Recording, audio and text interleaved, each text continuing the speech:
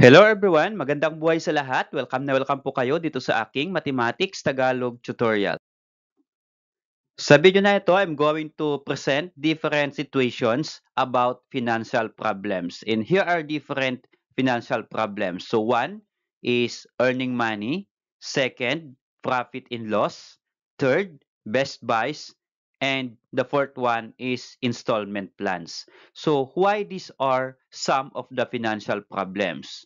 Let's have this for number one, earning money. Is earning money really a financial problems? Yes. So why earning money is one of the financial problem of many of Filipinos? Because earning money today is not easy. You need to have work, you need to have business or any activity, you sell something just to earn money. Okay? So this is one of the financial problem. Another one is profit and loss. So this profit and loss occur when you have business. If you know how to manage your business, then you have a profit. But if you have or if you lack of skills in managing your business, then you lose your money. And that is another financial problem. The next one is Best Buy. So Best Buy is one of the financial problems because when you buy something, when you buy products in a market, you need to choose one. Which one do you buy? Okay? It depends on the quality of the item or the product that you are going to buy. And the last one is installment plans. So there are two ways to buy products. One is cash basis and the other one is installment plans. So some or many of Filipinos, they use installment plans in buying products. Why? I'm going to present to you in this video. And all of these kind of situations of financial problems, I'm going to cite some situations one by one. And let us see how to solve these financial problems. As we continue, let us define first those financial problems. Letter A, earning money. So earning money refers to the act of receiving money as payment for work done or something that one deserves. It can also imply generating income through various means such as employment, investments, or other activities.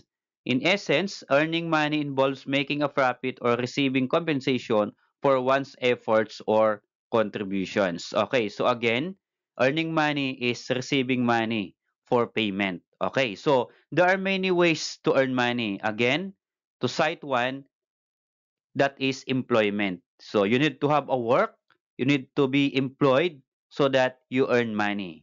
Kaya nga, sa panahon ngayon, as grades 8 student, you need to study, you need to focus in your study so that someday you will find a good work. And that is called employment. And employment will earn you money. Okay? Another one is that investment. So the second one here, employment, investment. Investment is that if you have savings, if you have money, then you need to invest it so that your money work for you. Or the money is not just a money. A money also receive or earn money for you. Okay? And some some activities to earn money is that if you're a farmer, okay, our farmers also earn money, and also our carpenter or our construction worker also earn money. And of course, our vendor or our street vendor, just like selling, what do you call this one? This is ice cream or selling taho or any street food, that is other activities that earn money. So those are some examples of earning money. The next financial problem is that profit and loss. So this is also known as an income statement. Summarizes a company's revenues, costs, and expenses over a specific period, providing insights into its profitability. So what does it mean? Profit and loss is also an income statement. So this statement, maybe you have profit, or this statement, maybe you have loss. Okay, so in mathematics here, profit is defined as the difference between the selling price and the cost price when a product is sold at a higher price. While loss is the difference when you sold at a lower price. So what does it mean with profit and loss? I'll give you one situation. So this the situation or the activities that buy and sell. Let us say you buy one piece of apple and sell it. And this is, let us say, if you have profit if you have loss. For profit, let us say you buy one piece of apple for 20 pesos and sell it that one piece of apple for 30 pesos. So your 20 pesos will become 30 pesos after selling that apple. Then you have a profit of 10 pesos. Okay? How about loss? Let us say you buy one piece of apple for 20 pesos but you sell it or you sell that one piece of apple for only 10 pesos. So your 20 pesos will become 10 pesos only. So you lost 10 pesos. Okay? So what that is the difference between the profit and loss. So here, again, profit and loss is for businesses. If you buy something or if you buy product, you need to sell it at a higher price so that you have a profit. Okay? Okay, for the third financial problem, best buys.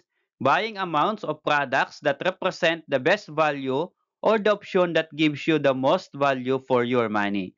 It helps you compare products based on price and quantity to find which one is the most economical.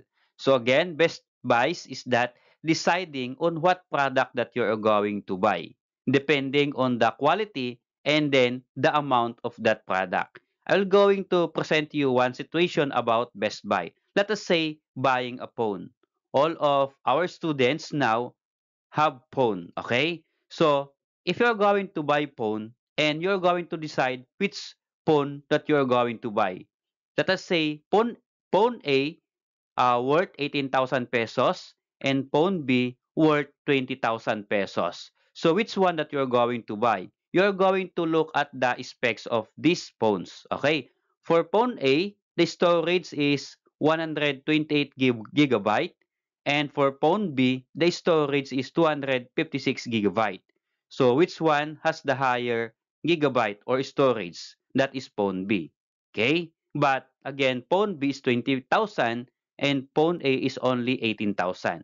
How about battery? So for battery, the same 5,000 mAh, and for phone B, 5,000 mAh also. So no worry about the battery. And how about the next one? Camera. So camera for phone A is 48 megapixel and for phone B, the camera is 64 megapixel. So here, for phone B, higher megapixel than phone A. Okay? How about the screen? For phone A, the screen is 6.5-inch LCD, and for phone B, the screen is 6.4 inches LCD. Now here, phone A has more slightly wider than the phone B, the screen. How about the warranty? So for phone A, the warranty is 1 year, and for phone B, the warranty is 2 years. Now, you're going to decide which one or which phone you're going to buy. Is it phone A for 18,000 pesos with these specs, and for phone B for 20,000 pesos with these specs? Okay? So the best buy here is that phone B. So why phone B is the best buy? First, even this is 20,000 compared to 18,000, first is the storage. Notice the storage between phone A and phone B. So phone B is greater in or more storage than phone A. So phone A is 128 gigabyte. For phone B is 256 gigabyte. So only half of phone B is the storage of phone A. Okay. So and also another one is the warranty. So the warranty of a phone is very important. Okay? So, for phone A is 1 year only, but for phone B is 2 years. Now, the difference is only 2,000 pesos because this is 20,000, phone A is 18,000. So, 2,000 pesos is just the difference of the two phone. So the best buy here is phone B. Okay? Okay, for the fourth financial problem, this is installment plan. It is a payment method where you pay for a product or service in smaller, regular amounts over time instead of paying the full price upfront. Okay, so again, many of Filipinos occur or many of the Filipinos buy products using installment plan. Why? So again, they only pay monthly basis. So if you pay monthly basis, then it is smaller amount than cash basis. So let's one of the situations. Buying a phone for 24,000 pesos using a 12-month installment plan. Okay, so instead of having that phone for 24,000 pesos, then you need or you pay it for installment plan, okay, for 12 months. So let us say the down payment of that phone is 4,000 and then your monthly payment is 1,700 for 12 months. Okay. So notice here that the down payment is only 4,000 and then you pay for 12 months for only 1,700 pesos. Okay. So this is called installment plan. Okay, so since we know those situations about financial problems, let us define what is financial problems. Financial problems can significantly impact individuals and families, affecting their well-being and quality of life. These issues range from managing debt and budgeting to planning for future financial goals. Acquiring skills to effectively solve financial problems is crucial for financial stability and achieving long-term financial security. So isa sa mga problema po ng pamilyang Pilipino ay financial problems. Lalo na po yung mga magsasaka ngayon, napakababa po ng presyo ng palay. So kapag binenta natin yung palay natin sa mababang halaga, ay wala pong kikitain yung ating mga magsasaka. So kung walang kikitain yung magsasaka, then wala po silang pang-support sa kanilang sa pangangailangan ng pamilya. And this affect the quality of life. Okay? And also, yung mga construction worker natin, napakabababa ng sweldo ng ating mga construction worker. So pinagkakasya lang nila yung upa nila o yung bayad nila sa maghapon. And that is one of the financial problems arises today. Okay? So, here I'm going to give you some skills or some steps on how to solve financial problems. Okay, so I'm going to present to you the different skills that we need to solve financial problems. Okay, so these are the importance of acquiring skills in solving financial problems. So one is that financial stability. Developing skills in financial problem solving helps individuals navigate challenges such as debt, repayment, and unexpected expenses, thereby promoting stability in their financial situation. That is by Kulkit and Markham in 2008. So ano po ba itong skills na ito na dapat ma-develop po sa atin? Financial stability. Sometimes or may mga guro sa kasalukuyan na nangungutang. Ito po yung mga debt ng mga guro. So maglo-loan po sila sa lending company. Then after loan, babayaran po nila yon monthly basis hanggang sa mabayaran po nila lahat yung loan.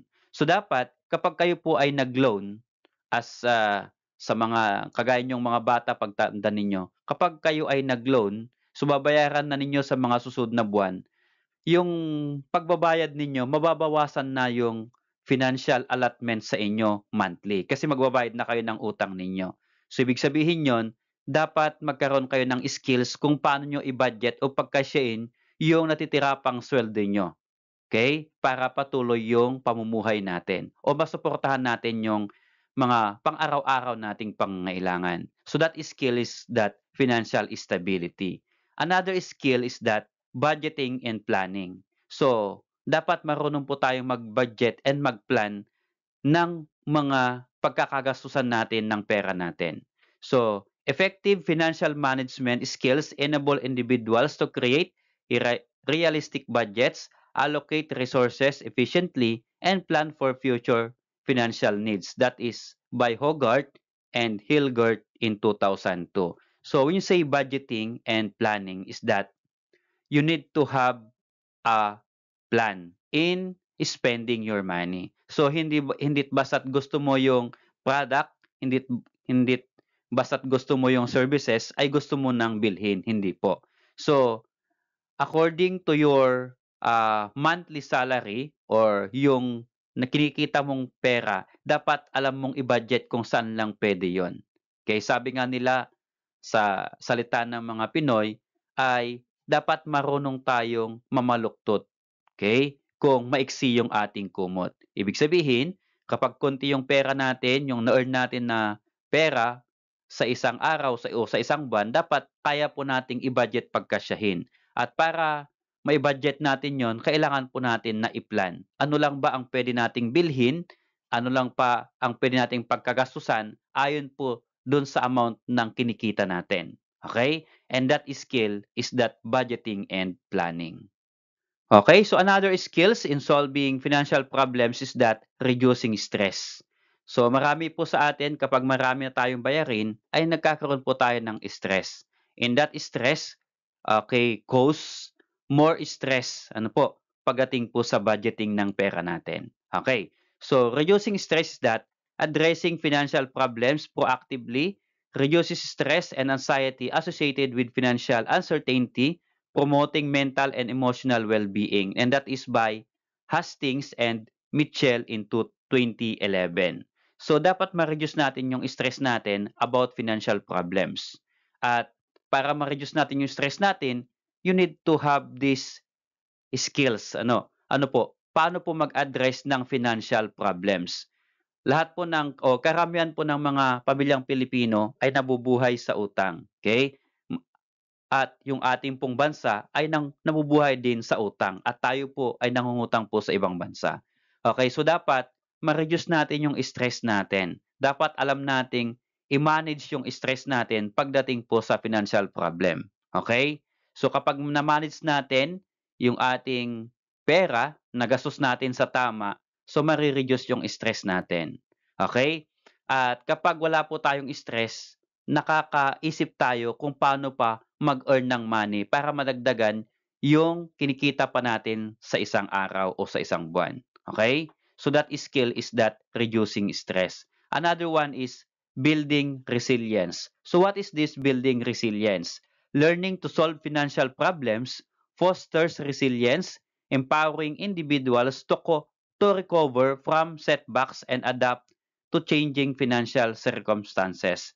And that is by Gravel and Joe in 2004. So ano pong ibig sabihin? Ano po yung skills na ito? Dapat po matuto tayong mag-solve ng financial problems. Okay? So, pag natuto po tayong mag-solve ng financial problems at yung pera na kinikita natin ay baka magkakaroon pa po tayo ng savings. Ano po? So, makaka-recover po tayo sa mga utang natin, sa mga loan natin. At kapag naka-recover na tayo, yung dati nating kinikita ay babalik.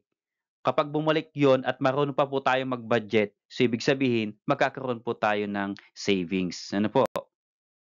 Okay, so I will give you some situations about financial problems. So ito po yung mga different situations. Number one, learner's loans and debt. Many senior high school graduates face financial strain due to learner loans taken out for college tuition. This debt can be overwhelming, especially if they struggle to find employment post-graduation. Okay, so here, pag sinabi po nating learner's loans in debt, may mga estudyante po tayo na nag-aaral sa kolehiyo na nangungutang sila para matustusan yung kanilang pag-aaral. At bandang huli o sa end, kapag kayo po ay nakapagtapos ng pag-aaral, hindi basta-basta nakakakuha kaagad ng trabaho. So there, kapag hindi ka nakakuha ng trabaho, hindi mo kaagad mababayaran yung loan mo or utang mo sa yung pag-aaral. And this give you financial stress. Okay, so this is one of financial problem. So problem ngayon, bakit? Kasi hindi mo o paano mo ngayon babayaran yung utang mo kapag wala ka pang trabaho. Okay? So, this is one of the situations. Another one is that family financial instability. Some learners come from families experiencing financial difficulties. This may lead to stress and uncertainty regarding basic needs such as housing, food, and healthcare. Kapag ang isang estudyante ay nag-aral sa college, so kailangan po niya ng financial, yan po, para matustusan yung kanyang pag-aaral. So ngayon, kapag yung pamilya mo ay mayroong financial instability, ibig sabihin, walang tatag yung financial ninyo or hindi sigurado yung kikitain nyo sa buwan-buwan, then maapektuhan po yung pag-aaral natin. And that is cause stress. So kapag na-stress ka na po about your financial status, that is called financial problem. Ano po? Okay, so kapag may problema ka sa financial, sa iyong pag-aaral, maapektuhan yung pag-aaral mo. Okay? So may mga iba dito na kapag hindi na nakaya yung stress sa pag-aaral dahil sa financial, ay humihinto na po sa pag-aaral. Ano po? At ito po yung for, pangalawang reason bakit marami pong Pilipino ang hindi nakakapag-aral. Okay? Kasi po about financial instability. Another situation is that part-time employment challenges. So may mga ilang estudyante kapag wala na talagang pera na maibigay yung magulang ay nagkakaroon po o naghahanap po sila ng part-time, okay, para matustusan yung kanilang pag-aaral. At ano po yung epekto ng part-time employment? Okay? So here, many high school learners take up part-time jobs to support themselves or their families. Balancing work and studies can be stressful and may impact academic performance. Okay, so sa school na pinagtuturuan ko, napakaraming estudyante doon na hindi naman part-time pero tumutulong sa kanilang magulang during Saturdays and Sundays. Kaya kapag nagbigay kami ng performance task ng Friday, hindi po na nagagawa kasi pag Sabado ay sumasama sila sa bukid, okay, para magtrabaho. So may mga ilan naman po na nagpa-part-time. They sell, let us say, taho in the morning bago po sila pumasok sa school. So may iba po nagtitinda ng pandesal sa 4:00 ng umaga or madaling araw. And then pagkatapos nun papasok sa araw. So ngayon, nagkakaroon po sila ng stress sa pag-aaral because they need to balance work and studies. So magtatrabaho sila to solve financial and also they need to study. So paano mo ngayon ibabalance yung work and study? And that is one of the financial problem. Another one is that financial literacy deficiency. So ano pong ibig sabihin nito? A lack of understanding about personal finance can lead to poor financial decisions such as overspending or taking on unnecessary debt. Ito po, pag sinabi po nating financial literacy deficiency, ito po may mga estudyante o may mga pamilya na lack po sila o wala po silang alam o kulang yung kaalaman nila on how to budget their money. So may mga iba po dito na nag-o-overspend ng money. Ano po, nag-overspend, ibig sabihin, nagagastos nila yung ibang pera nila sa hindi mahalagang bagay. Okay? Or taking on unnecessary debt. So maraming mga guro ngayon na naglo-loan o nangungutang kahit hindi naman kailangan. Okay? And that is go to financial problem. Kasi kapag nangutang ka na, at the end, paano mo ngayon babayaran? Okay, that is another financial problems. Okay, so since you know already those different financial problems, now you're going to give me situations. So this is our activity. Let us say how you understand the lesson. Think about a financial challenge commonly faced by Filipino families today. Give two situations. So magbigay nga po kayo ng dalawang examples about financial challenges or financial problems na kinakaharap ngayon ng pamilyang Pilipino. At kung meron po kayong idea or meron po kayong naisip na situations, baka pwede naman po niyong i-comment dito sa ating comment box below. Salamat sa panonood mga anak. I hope that you learned the lesson from this video.